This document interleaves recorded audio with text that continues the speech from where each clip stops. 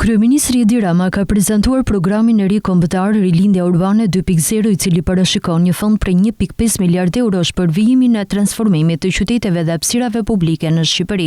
Rama theksoi se ky program nuk përfaqëson vetëm vazhdimsinë e nismës së parë të rilindjes urbane, por një fazë të rezhvillimi që vjen si përgjigje ndaj rritjes së pritshmërisë së qytetarëve. Duke vendosur në dispozicion të këtij kapërcimi një objektiv për 1.5 miliard eurosh.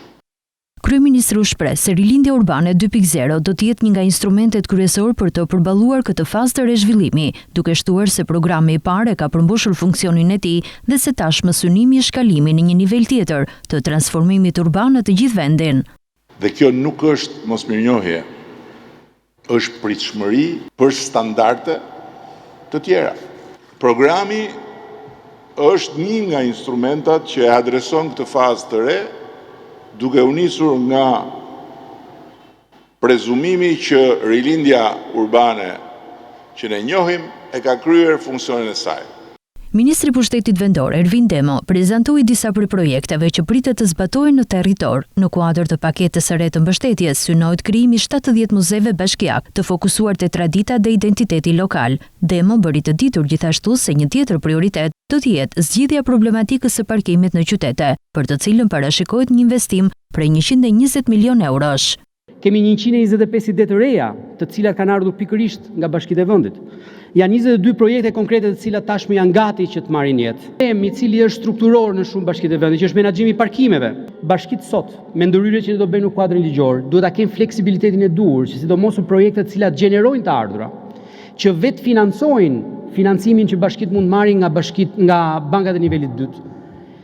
Duhet t'i përdorin këto mundësi për të krijuar modele ekonomike lokale. Ministri i Ekonomisë dhe Inovacionit Delina Ibrahimaj prezantoi vizionin e qeverisë për zhvillimin ekonomik dhe mbështetjen e sipërmarrjes gjatë prezantimit të këtij programi.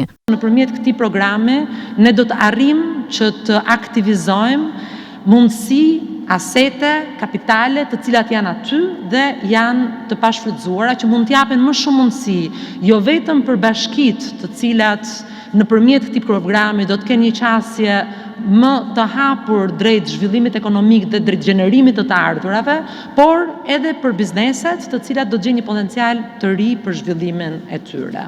Ministria vuri në dukje se ekonomia shqiptare vijon të jetë e përqendruar kryesisht në Tiranë, e cila gjeneron rreth gjysmën e prodhimit të brendshëm bruto të vendit, ndërsa të ardhurat për frym janë rreth 40% mbi mesataren kombëtare. Sipas saj, objektivi i qeverisë është që ritmi i zhvillimit ekonomik të shtrihet në të gjitha bashkitë.